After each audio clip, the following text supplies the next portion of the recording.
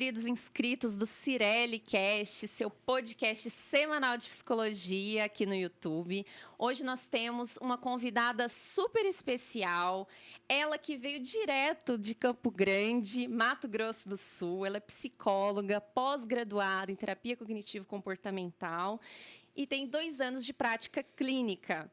Ela hoje, aos 26 anos, é empresária e é franqueada da Clínica Psi do Futuro. Ela tem como propósito da sua vida profissional, seu lema, profissional, ouvir sem julgar, falar sem condenar e ajudar a quem precisar. A energia que a move é a paixão pelo empreendedorismo e a psicologia. E o seu maior sonho é estar viajando e conhecendo todos os estados do Brasil. Com vocês, Ione Escobar! Oi, Lívia, obrigada pela oportunidade, tá? Estou muito feliz de estar aqui. Esse espaço, tudo isso que você faz aqui é extremamente importante para a nossa profissão, né? Estou muito feliz, obrigada. Com certeza, eu que agradeço você ter aceitado o convite. Nós vamos ter aí uma sequência de episódios com franqueados do Psi do Futuro e vai ser assim, uma honra ter e conhecer a história de cada um de vocês. E você, Ione, veio aí de tão longe. Me conta como que foi o seu processo, com a psicologia, como que você se encontrou, nessa profissão. Me conta como que foi o início. Eu costumo dizer que todos os caminhos foram me levando, assim, quase que por coincidência, para onde eu cheguei hoje, né? Sim. Mas, assim, eu acho que era algo que já estava dentro de mim, que os caminhos foram sendo trilhados dessa forma. Eu queria muito, assim, uma área da saúde, era meio perdida ali no ensino médio, né, como qualquer adolescente. Mas aí acabou que eu conheci a psicologia, me interessei pela área, né, e eu era muito envolvida em projetos de empreendedorismo na época, né, a partir de uma ONG que tinha como esse foco despertar o empreendedorismo nos jovens. E aí eu vi essa oportunidade, tipo, a minha ideia inicial, assim, era trabalhar na área organizacional. Né? Eu ainda tenho uma paixãozinha por essa área, mas, assim, acho que mais futuramente. E aí, quando eu estava na faculdade, eu não curtia a área clínica, tipo, tinha um pavor gigantesco. Não se identificava. Sim, mas eu acho que, na verdade, era um pouquinho de medo, sabe? E aí fui fazer estágio na área organizacional, não me dei muito bem, assim, né? Não me identifiquei muito naquele momento. E acabei que fui fazer estágio na área clínica. Né? Então, assim, conheci uma professora maravilhosa, doutora em psicologia, que me incentivou muito nessa área. E aí saí da faculdade, ainda com medo da área clínica, fiquei 1 ano e meio sem atuar, né? Trabalhando em um hospital como recepcionista, né? Só que aí eu já engatei na pós-graduação, né, de TCC. Mesmo você não atuando na área da psicologia, você continuou estudando, né? Isso. Estava ainda em contato, né, com a psicologia. A gente tem essa crença, né, de achar que a gente precisa do máximo de preparo possível. Na verdade, eu já estava preparada. Eu passei todos os estágios da faculdade praticamente atendendo. Né? Só que eu tinha essa crença por trás de que eu não era capaz. As crenças lá da... Sim, bem TCC. Bem TCC mesmo. E aí eu fui estudar. Né? E aí acabou que saí do hospital, né, por motivos não muito bons, mas me levaram por esse caminho e aí eu fui atender. Estou aqui hoje. Que ótimo. E você falou que tem 2 anos, né, de vivência, né, em prática clínica. E para você, como que foi o processo da escolha da abordagem, né, da terapia cognitivo-comportamental? Uhum. Foi muito por acaso também. Na minha faculdade, era muito presente a psicanálise, né, e a comportamental, clássica, behaviorismo. E essa minha professora, ela tinha acabado de ingressar na faculdade e ela é dessa área, né? E aí ela me deu uma aula de psicopatologia na época, quando ela entrou. Fui a primeira turma dela.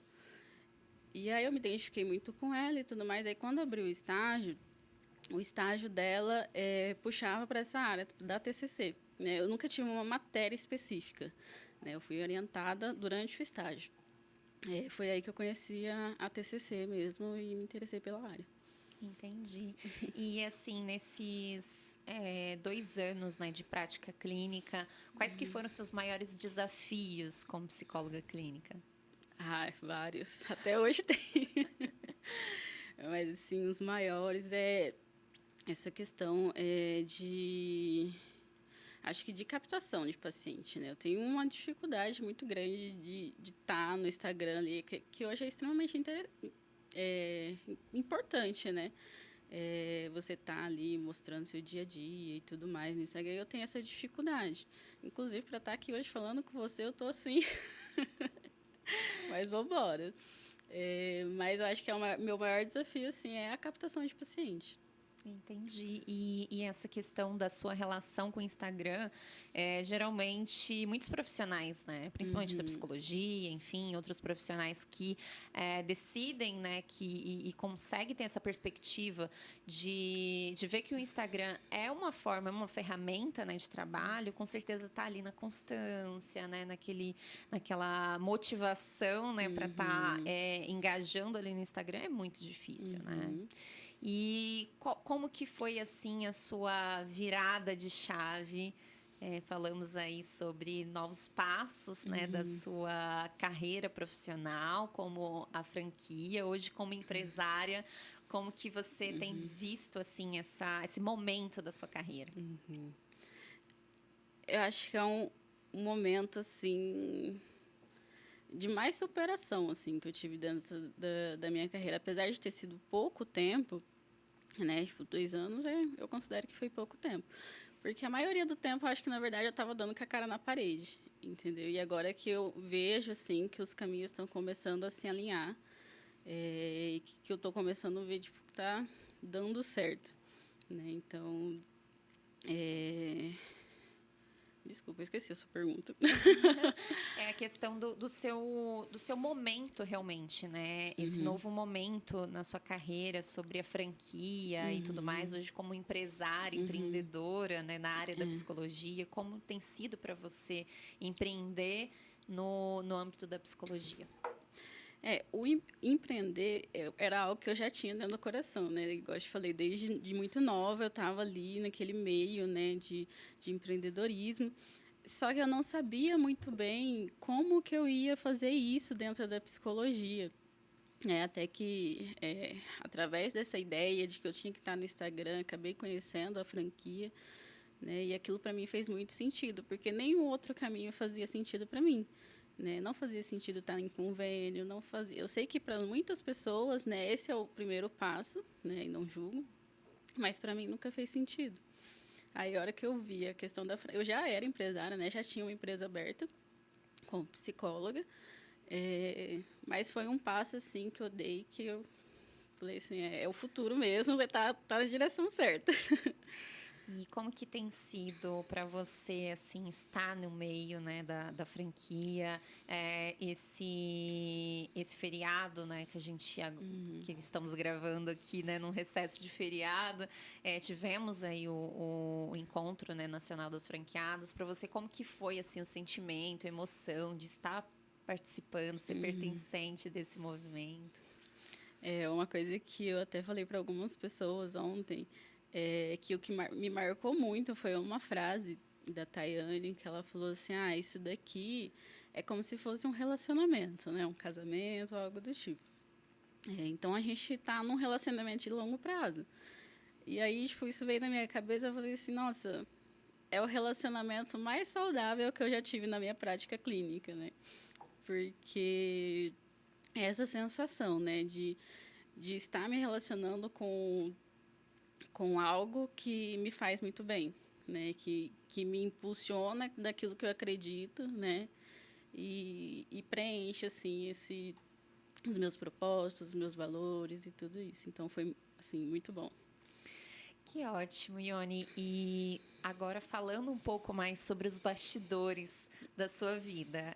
O propósito, né, do nosso podcast é estar levando, né, esse olhar para o psicólogo, né, muito mais humanizado, que além de um profissional da saúde mental, também existe um ser humano ali por Sim, trás.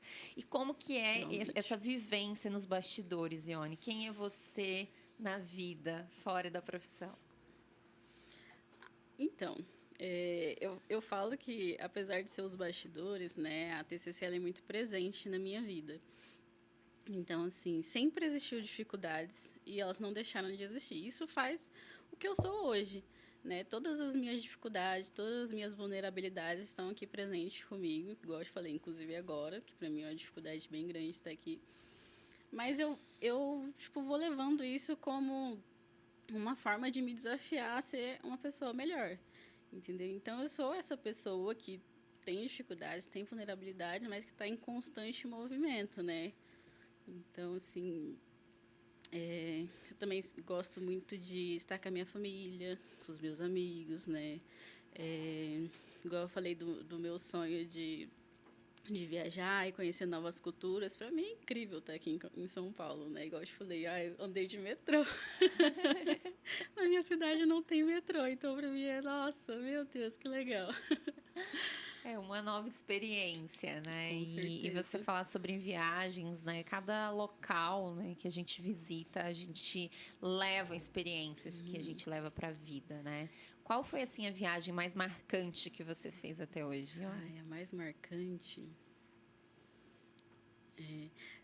Deixa eu ver. Eu acho que é a primeira vez que eu consegui viajar sem meus pais, assim, que foi uma conquista, tipo, minha, assim. Sabe porque a gente sempre viaja com os pais, né? Os pais levam a gente de férias e tudo mais.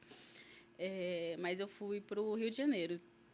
Fui pro Rio de Janeiro e, inclusive, fiquei hospedada no Vidigal. Foi uma experiência, uma cultura, assim, muito rica, né? Tipo, você tá ali na comunidade e tudo mais. E o mais interessante que eu ia te falar é que a nossa profissão proporciona isso pra gente, né? Essa liberdade de poder estar nesse movimento. Isso que é o mais legal de tudo. Com certeza, é uma das vantagens da psicoterapia online, né? E como que foi, assim, até essa questão que você abordou, né? Sobre essa oportunidade de conhecer pessoas de outros estados, né? Através da psicoterapia. Você sempre atendeu de forma online? Você já teve experiências no presencial? Como que foi isso para você? Eu tinha uma resistência enorme com online.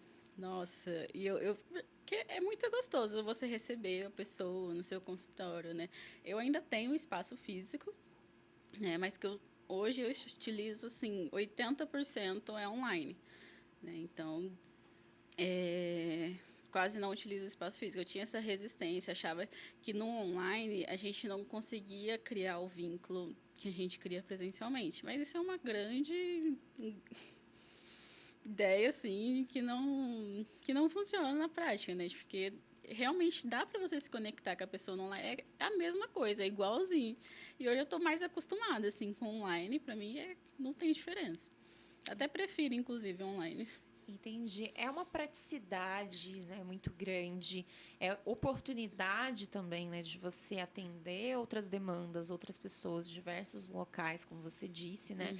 E eu acho que eu enfatizaria até a questão da qualidade de vida, né? De Sim. você conseguir se dedicar a outras coisas mais nessa questão, né? Por exemplo, dos bastidores mesmo, né? De uma elaboração de uma sessão, tudo mais, assim. Você ter um tempo focado para aquilo, não estar se deslocando, né? Tendo essa questão do presencial, com certeza, né? Até a flexibilidade de horário, né? Para você atender num presencial, talvez não seria o E mesmo é do algo online. que gera mais custos, né? Assim, além de Sim. gerar mais custos, eu acho que o mundo está cada vez mais caminhando para isso, né? Eu tenho, assim, pacientes que no seu horário de almoço vai para uma sala reservada, assim, do que tem no serviço e faz ali a sessão, 50 minutos. Então, é muito prático. É muito melhor, realmente. E estamos numa era de praticidade também, né? E você falou sobre essa questão da resistência. Eu também tive muita resistência, assim, no início, né, da minha prática clínica, porque eu sempre idealizava essa questão do conceito de ter um consultório físico. E como o meu público é muito mais voltado à saúde mental no trabalho, exatamente isso acontecia. Eu tinha um espaço físico, mas a maioria dos pacientes buscavam com demanda de terapia online. Então, assim, fazer essa questão de migrar, né, todos os pacientes para o online foi algo, assim, um divisor de águas, eu acho que na minha carreira. E para você, como que foi, assim, essa questão, né, desse marco? Desde quando que você começou a pensar diferente sobre a psicoterapia online? Quando eu comecei a pensar diferente, acho que logo na faculdade, assim, eu já comecei a pensar um pouco diferente, porque eu terminei a faculdade durante a pandemia. Então, eu estava atendendo, né? Eu tinha na faculdade, no estágio. E aí veio a pandemia e a minha professora falou assim, a gente vai atender online. Eu falei assim, então vamos embora. E aí eu atendi, consegui dar alta para paciente durante a pandemia, foi bem bacana. Então, tipo, já tinha aquela luzinha assim na minha cabeça. Só que assim, igual você falou, a gente idealiza, né? O consultório bonitinho, né? O sofazinho. Então, tipo, a gente tem essa coisinha no coração.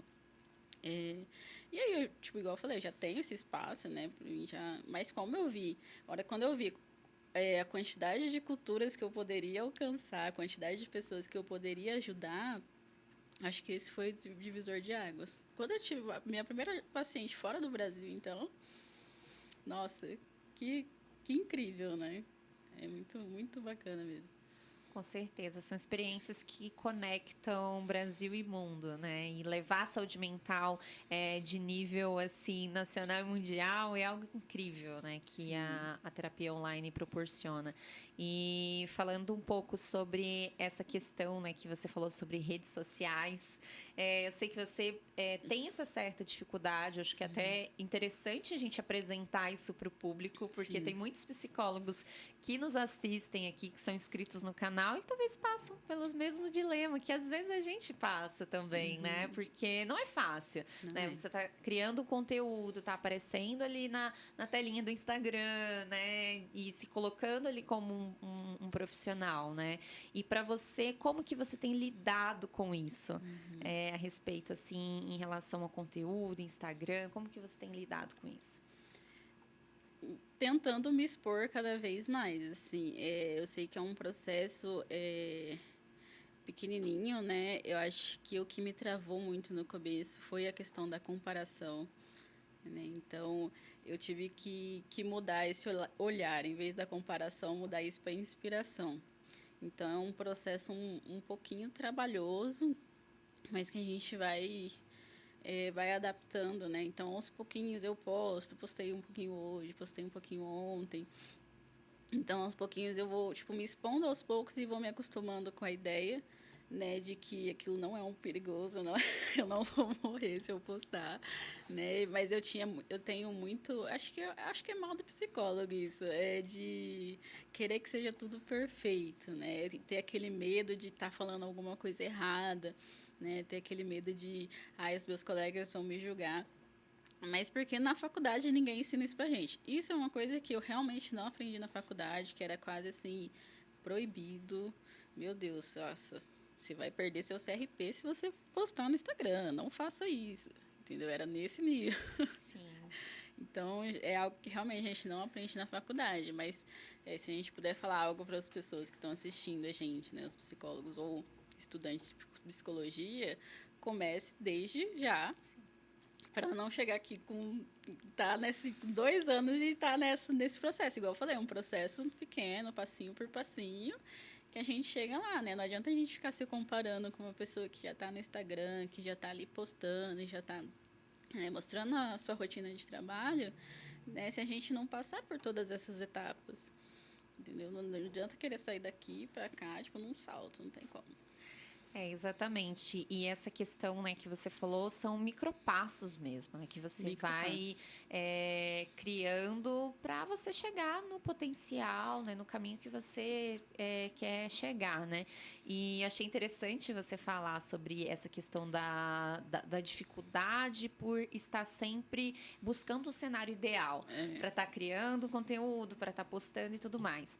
E até eu já compartilhei um pouco disso aqui no primeiro episódio de lançamento do Cirelli Cast, que foi uma dificuldade minha também fazer o lançamento, por exemplo, do podcast, porque já era um desejo desde a faculdade, mas eu sempre ficava imaginando esse cenário ideal, e foi assim o que me fez assim ter esse insight que eu precisava mudar o meu pensamento em relação a isso. Foi até uma palestra do Israel Anijar, que ele falou que se você esperar o cenário ideal, os recursos ideais para você desempenhar e tirar do papel o seu sonho, você nunca vai sair, né, do lugar, né? Então, eu levei isso para a vida, assim, tanto em criação de conteúdo no Instagram, quanto para fazer o lançamento do podcast.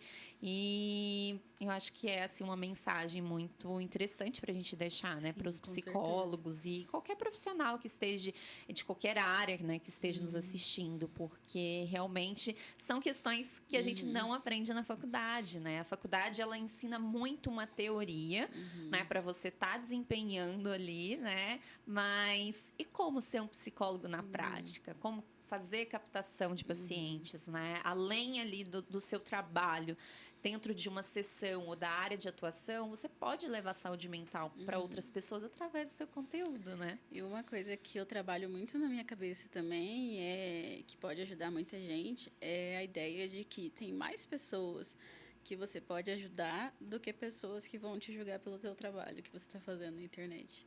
Então, eu penso mais nisso. E se eu postar alguma coisa, eu posso estar ajudando mais pessoas, entendeu?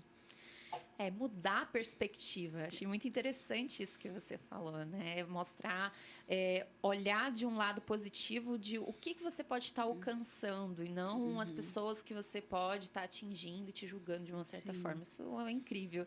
E deixa pra gente aqui o seu arroba do Instagram para o pessoal te seguir. Meu arroba é ionescobar.psi. Ótimo, já vai estar aparecendo aqui na tela para vocês seguirem ela. Siga as nossas redes sociais também aqui do podcast. O Instagram do podcast é CirelliCast e o meu Instagram profissional também, Lia Cirelli. Então, siga as nossas redes sociais, acompanhe todo o conteúdo por lá. Sempre estamos postando cortes aqui bem interessantes do nosso podcast. Se inscreva no canal, ative o sininho. E assim vocês vão ficar por dentro, né, das novidades, dos episódios, assim, quando eles lançarem, né? Todas as quartas-feiras, às 18 horas. Ione, muito obrigada pela sua participação aqui. Foi uma honra ter você aqui. E eu aguardo sempre estar acompanhando aí os seus conteúdos no Instagram, né? E estar progredindo, né, dessa forma, porque é um progresso tanto profissional como pessoal para você também, né? Com certeza. Eu que agradeço, Lia. Com certeza isso aqui vai me servir como mais um micro passinho que eu estou dando, né? Dentro dessa exposição que eu falei. Eu agradeço muito a oportunidade, né? E estamos juntas nesse processo. Obrigada. Muito obrigada. Agradeço também você que nos assistiu até aqui e aguardo vocês no nosso próximo episódio. Até mais.